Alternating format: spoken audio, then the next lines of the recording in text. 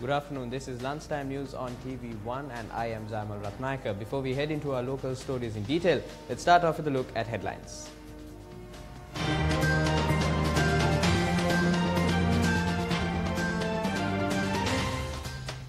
DIG Nalaka de Silva questioned by the CID for the fifth day. Attention drawn towards the depreciation of the rupee against the dollar in Parliament.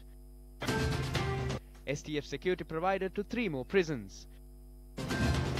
Donald Trump attacks media hostility after mail bombs.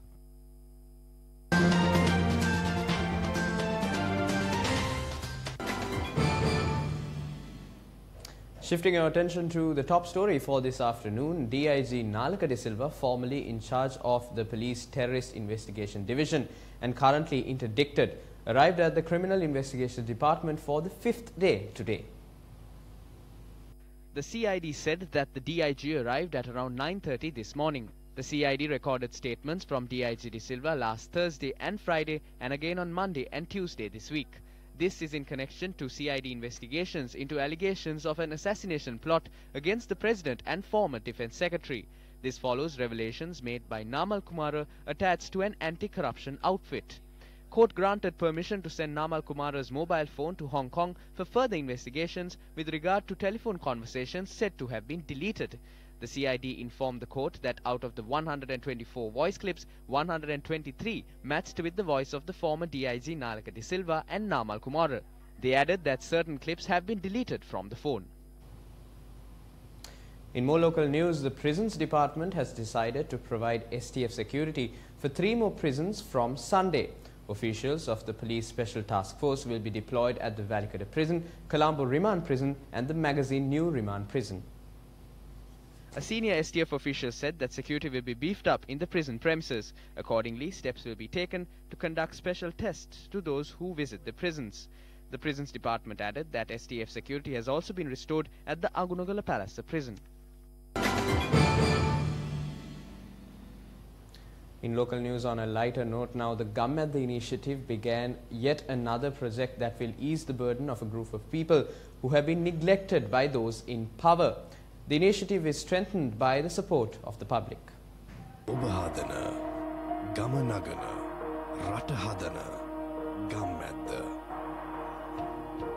Gammadda commenced work of a water purification plant to provide clean drinking water to the students of the Paragala Junior School in Mathura. The work began at an auspicious time this morning.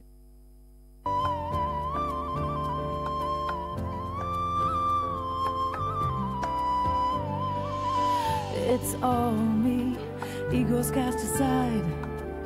Let narrow-minded ways die with the tide. We're common people. The financial support for this project was generously extended by the German Alumni Association of Sri Lanka. A number of officials, including the administration's director of Newsfirst, former DIG Kitsiri Dayananda, and the national coordinator of Gammadda Kenneth Virakodi, attended the ceremony. Zonal Education Director Chaturanga Leelaratne also attended the event. Wasted tears roll down their faces, shone from the eyes in your heart. Just one thought will make a difference, to light up the sky for them all. Wasted tears roll down their faces. Obahadana, Gamanagana, Ratahadana, Gammadda. Shifting our attention to a tragic story from earlier today now, a wild elephant was killed after it was knocked by a van in the Mahamorakanda area along the Habarana Trincomalee Road. The accident took place last night. The van was damaged, although no injuries were reported. Meanwhile, the report of the committee appointed to look into the wild elephant deaths will be handed over to Minister of Transport and Civil Aviation Nimal Siripala de Silva today.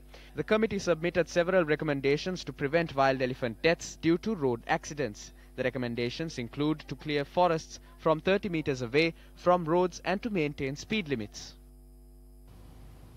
On to more local news now. A body has been found inside an abandoned house in the Vallavaya railway station. Police officers arrived at the location to The accident took place last night. The van was damaged, although police officers arrived at the location to evacuate the body last afternoon. According to our correspondent, only the skeletal remains of the body have been found. The Valva police are conducting further investigations into the incident, and a report is to be submitted to the Judicial Medical Officer in Kurunagala.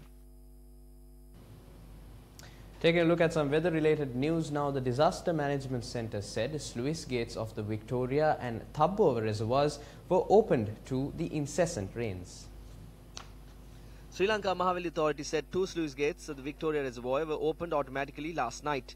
Engineer KTB Rajaratna, in charge of reservoirs, said Randenigala and Rantabe reservoirs are reaching spill level. The Mahaveli Development Authority requested locals living in close proximity to the Randenigala and Rantabe reservoirs to be vigilant.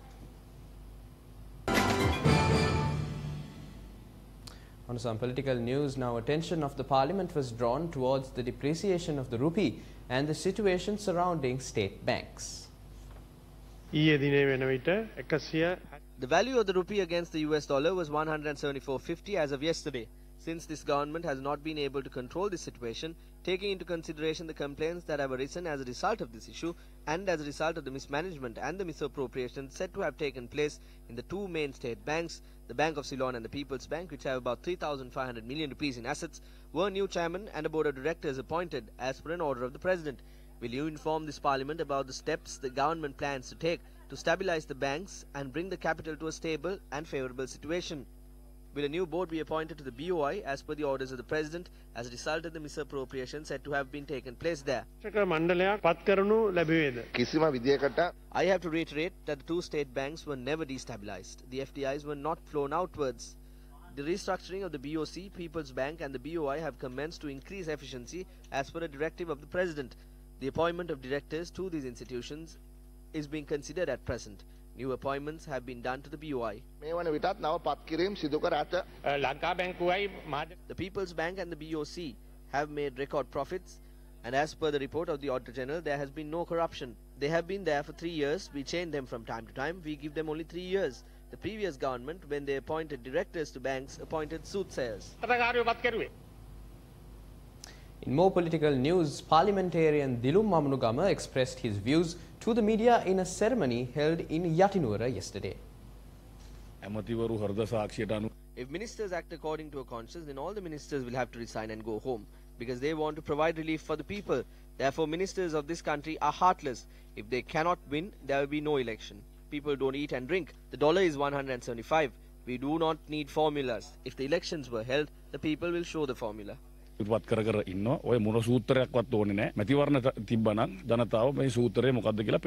MP also commented on a statement made by parliamentarian Kumara Velgama. Velgama was not criticized by us badly. We have not named anyone. Gotabaya Rajapaksa didn't say that he will be the presidential candidate. Personal issues must not turn into national issues. This is what we explained. We are sorry if he felt offended by what we said. We respect him as a senior leader.